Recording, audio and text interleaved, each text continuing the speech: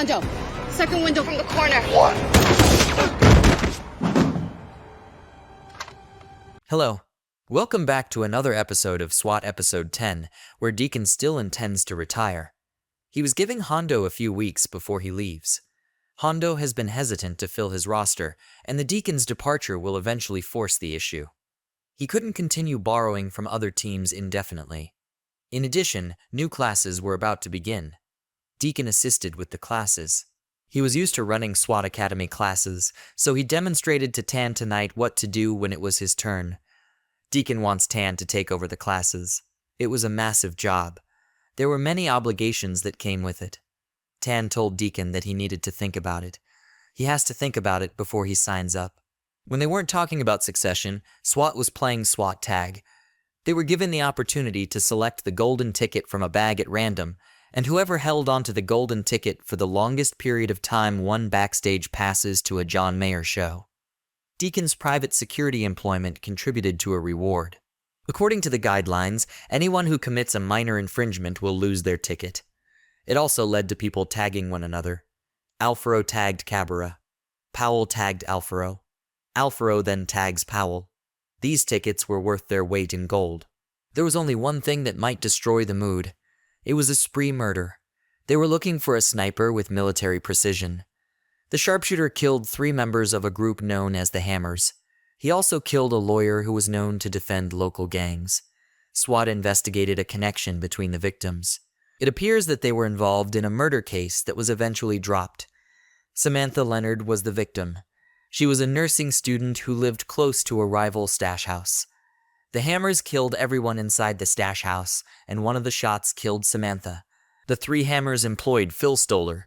Because the assistant district attorney believed there was insufficient evidence to charge the 3 men, he didn't have to do anything. The men walked. Stoller was paid. SWAT assumed that the ADA would follow. They also investigated who could have a motive. Diana and Elijah Leonard had a daughter named Samantha. Her dad was a former Navy SEAL. He'd be a skilled sharpshooter who could abseil from buildings. The killer did it to get away. SWAT went looking for Elijah.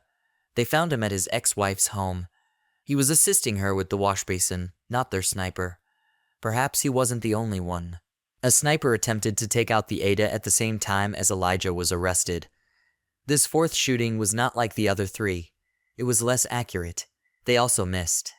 The Americans with Disabilities Act withstood what transpired. Tan was able to warn him in time, as the 4th shooting was sloppy. It was 80 feet away, and the shooter managed to miss when he never had before. SWAT couldn't apprehend Elijah, but they were aware he was engaged. They released him. They positioned a police cruiser in front of his residence to keep an eye on him. Elijah murdered the guard who was keeping an eye on him before fleeing with his buddy. His companion was also a Navy SEAL. His name was Hector Vance. He served alongside Elijah.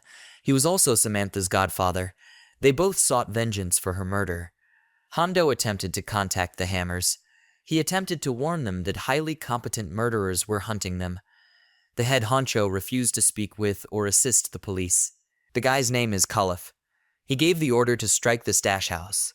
He was somewhat responsible for what happened to Samantha, so Hondo warned him to be cautious. The young man wasn't prepared to hear that. He dedicated his life to the streets. He assumed that because he was in control of the Hammers, no one would dare challenge him. His corner lads saw the automobile driving away from the area where 3 of his men had been slain.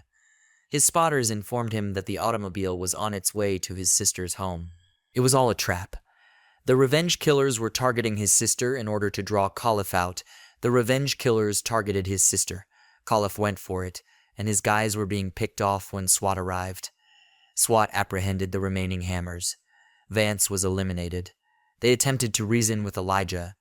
Elijah claimed that his daughter didn't matter until he made people remember her. He also refused to give himself up calmly. If he did not get his hands on Culliffe, he threatened to harm civilians. SWAT refused to hand him over, so Elijah acted on his threats. He began shooting civilians. Cabrera was able to locate himself when he made his move. Hondo took Elijah out. The Hammerheads were saved. Hondo also persuaded Leroy to consider opening up his auto shop to neighborhood youths. Maybe he could help keep some of them off the streets. Meanwhile, Alfaro won the mayor tickets. He intended to scalp them when he learned Powell would use them to treat her son to a performance, and he gave Powell the tickets guilt-free. Tan took over the academy class from the Deacon.